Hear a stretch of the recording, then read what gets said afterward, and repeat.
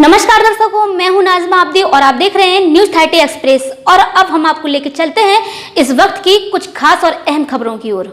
इस वक्त की बड़ी खबर अमेठी से आ रही है। मौनी महाराज का बड़ा ऐलान। अमेठी परमहंस आश्रम सगरा बाबूगंज के पीठाधीश्वर मौनी महाराज का बड़ा ऐलान।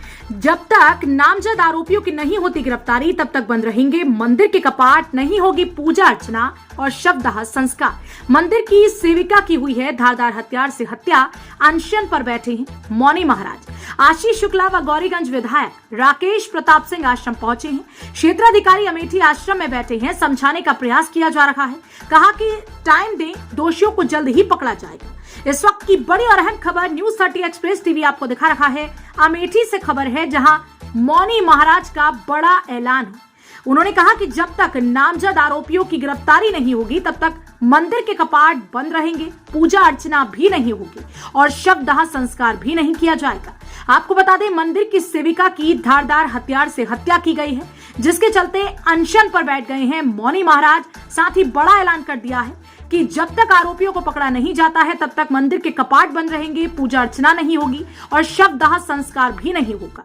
साथ ही आपको बता दें, आशीष शुक्ला व गौरीगंज विधायक राकेश प्रताप सिंह आश्रम में पहुंचे हैं। साथ ही क्षेत्राधिकारी अमेठी भी आश्रम में बैठे हैं, समझाने का प्रयास कर रही हैं, लेकिन कोई मानने को तैयार नहीं। उनका साफ तौर पर कहना है कि जब तक आरोपियों की गिरफ्तारी नहीं होगी तब तक आगे बातचीत नहीं होगी।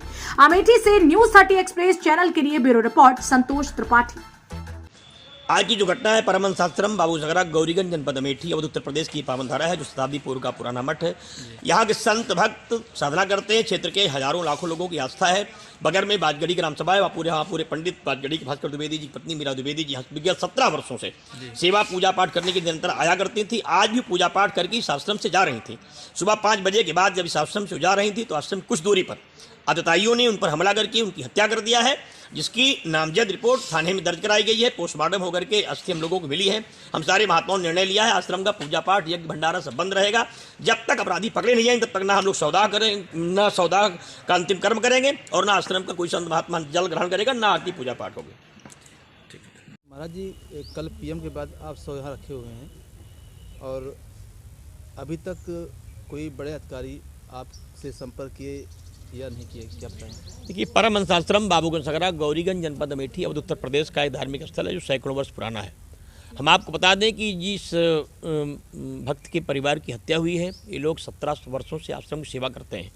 आपके संज्ञान में ला दें कि 6 परिवार यहाँ लगातार सेवा में है। त्रिभुवन पासी उनका पति पत्नी का परिवार, ललई पासी उनका सजीवन जी खत्म हो गए, उनके पति पत्नी का परिवार, राम प्रसाद पति पत्नी का परिवार और भास्कर जी पति पत्नी का परिवार, और राम आश्रय जी चले गए हैं, वो खत्म हो गए कहा उनके। और ये इस समय शिव मोहन तिवारी जी का, ये लोग इसी ग्राम सभा के आसपास के सब लोग हैं। लगातार ये लोग इतने वर्षों से आश्रम की सेवा करते हैं। इन सब लोगों का जो जैसे एक मुखिया होता है व्यवस्था समिति का, उसमें से वो मीरा जी रही हैं और इन सब लोगों का मार्गदर्शन करती थी और सबकी सहायता करती थी, व्यवस्था होती थी। जैसे 4 लोग गौशाले का काम करते हैं, जिससे सैकड़ों मेरे पास गायें हैं जो चारा भूसा पाती हैं, निरीह गायें हैं जिनको लोग दूध नहीं देती हैं, सेवा करते हैं।